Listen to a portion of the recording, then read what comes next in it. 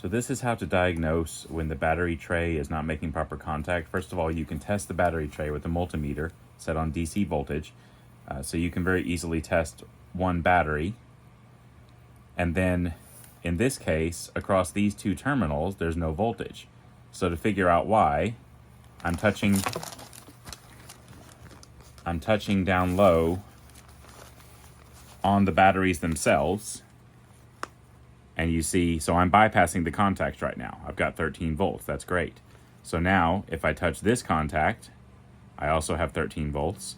But when I touch the back of that battery and this one, there's no voltage. So something's wrong with this connection here, and we'll show that in the next video. All right, so if you don't have power coming from the two terminals, there's two size 0 Phillips screws that have to come out of here. And then on the end here is a little tab that a screwdriver goes into.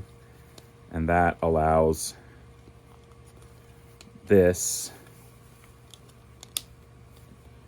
to separate. Once that does, you can just kind of run your fingernail down both sides. And that all comes out pretty easily. And then you can see the tabs are nothing more than just two metal pieces. The problem is that one of these contacts is not making contact. They can very easily be adjusted. So this is actually, this one earlier was kind of pointed down like this. So what I did was I took needle nose pliers and I bent it out a little bit, and then I took this tab here and I bent it up a little bit so that it makes contact with the tab that's on top. This one was already making contact, and I like the design on it in any case better. But those two tabs are what needs to be fixed.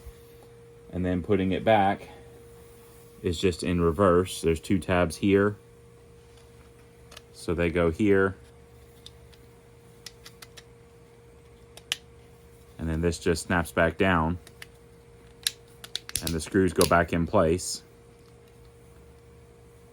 And that fixed the problem. And now we're getting